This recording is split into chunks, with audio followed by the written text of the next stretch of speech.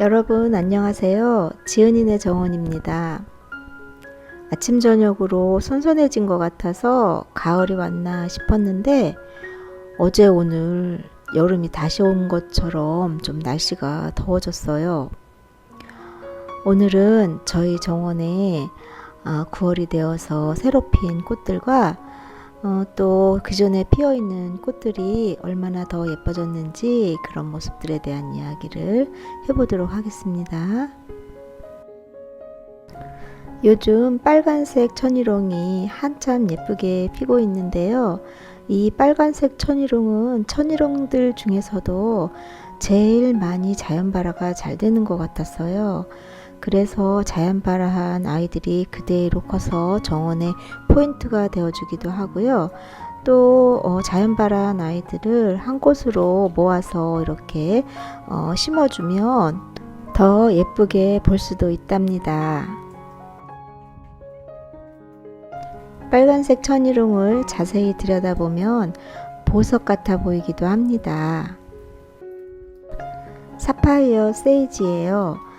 이 사파이어 세이지는 노지 월동은 되지 않지만 겨울에 0도씨 이하로 떨어지지 않는 실내에 둔다면 월동이 가능하더라고요.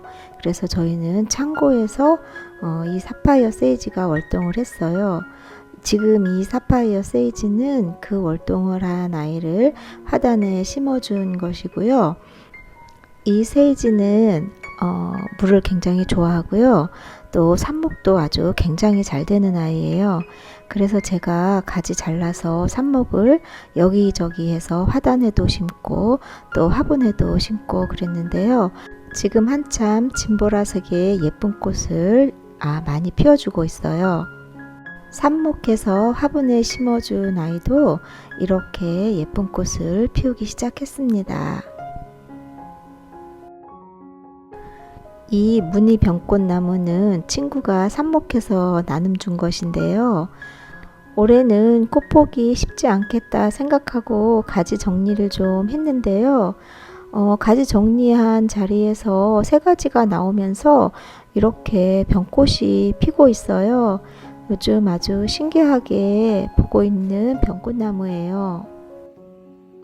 울타리 안에 세상이 궁금했을까요? 호박꽃이 울타리 안으로 넝쿨을 뻗으면서 이렇게 예쁘게 피어 있어요. 자세히 보니까 뒤에 호박도 달려 있네요. 호박 따기 수월하게 그냥 울타리 안에서 키워야 될까 봐요. 장마가 끝난 후에 만수국이 너무 많이 키가 커서 쓰러지고 해서 가지를 좀 잘라 주었거든요. 그랬더니 이제 새순이 나와서 이렇게 꽃을 다시 피우기 시작했어요. 수박풀꽃이에요. 이 수박풀꽃은 잎이 수박잎처럼 생겨서 수박풀꽃이라고 부른다고 해요. 꽃은 채송화꽃만큼 작을까요? 작고 앙증스러운 꽃이 피는데요. 아쉬운 점이 있다면 아침 일찍 활짝 피어서 오전 중에 모두 지더라고요. 꽃이 좀 오래 피어 있으면 좋겠다 그런 아쉬움이 있는 수박풀꽃이에요. 멜란포디움 자연발한 작은 새싹들을 화단에 심어준 아이들이 이렇게 노란색 꽃을 이제 가득 피워서 화단을 환하게 비춰주고 있답니다.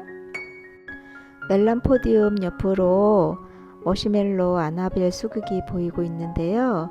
지금 이렇게 꽃망울이 보이고 있어요. 아나벨 수국들은 한번 가지를 쳐주면 다시 이렇게 꽃을 피워준답니다. 루비 아나벨 수국인데요. 이 루비 아나벨 수국도 꽃이 진 후에 가지를 잘라 주었더니 이렇게 다시 꽃이 피기 시작했습니다.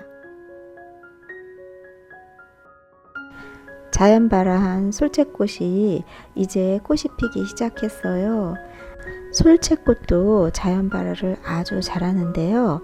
자연발화해서 피는 아이들은 아무래도 꽃이 늦게 피게 되더라고요. 파종을 해서 여름에 솔채꽃을 많이 보았는데요. 이제 그 솔채꽃들이 모두 져버렸고요. 이제 자연발화한 솔채꽃들이 이렇게 예쁘게 피기 시작했어요. 독일 장미 나빌라 코타인데요. 독일의 로이바우의 정원축제에서 따온 이름이라고 해요. 독일 장미들이 되게 순둥이 장미들이 많은데요. 이 나빌라 코테도 정말 순둥이 장미 중에 하나예요. 내한성도 굉장히 강해서 특별히 보온에 신경 쓰지 않아도 겨울을 아주 잘 나는 편이고요. 그리고 또 병충해도 굉장히 강하더라고요. 보는 것처럼 꽃도 굉장히 예쁘고 색감도 정말 좋아요. 성장세는 얼마나 좋은지 거짓말 조금 못해서 자고 일어나면 자라나 있다고 느껴질 정도예요. 처음에 구입해서는 화분에 심었었는데요. 이후로 화단을 좀 만들고 그곳에 옮겨 주었더니 얼마 지나지 않아 덩치가 이렇게 아주 커졌답니다. 아바에드 클린이라는 발음도 좀 다소 어려운 독일 장미예요. 이 독일 장미가 여름에는 더워서 그런지 화형이 좀 예쁘지 않았었는데요. 이제 날씨가 좀 선선해지면서 화형도 예뻐지고 빛깔도 아주 고와졌어요. 이 장미도 병충해에 아주 강하고 더위와 추위에도 아주 강한 장미더라고요. 그래서 추운 겨울에도 따로 보온을 해주지 않았답니다.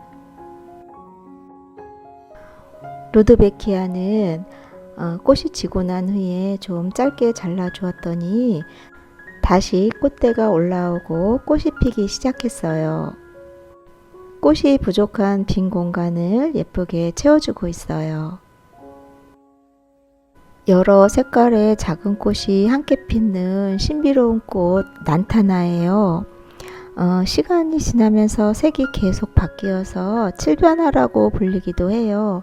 꽃도 예쁘고 개화기간도 긴데 노지 활동이 안 된다는 것이 아쉽더라고요. 이 꽃이 지고 나면 열매도 달리는데요. 그 열매가 독성이 있다고 해요. 그래서 어린 아이들이나 반려동물은 조심해야 할 꽃이더라고요. 겹 코스모스가 피기 시작했는데요. 이 겹 코스모스는 제가 직파를 했어요. 꽃씨를 꽤 많이 뿌려줬는데 어쩐지 발화율이 좋지 않아서 올해는 겹 코스모스 몇 송이밖에 못 볼 것 같아서 아쉬워요. 요즘 빨간색 천일홍이 정원 곳곳에 피어주어서 정원에 포인트가 예쁘게 되어주고 있어요. 무늬 등골나물이에요. 무늬 등골나물은 꽃이 화려하게 피지는 않지만 잎이 무늬가 있어서 화단에 심어두면 포인트가 되어주고 또 꽃이 피지 않더라도 예쁘더라고요. 그런데 요즘 이렇게 잔잔한 분홍색 꽃이 피기 시작했답니다. 아치 사이로 작은 화단을 만들어주고 그 하단에는 버베나 삽목들과 분홍 바늘꽃을 심어 주었어요.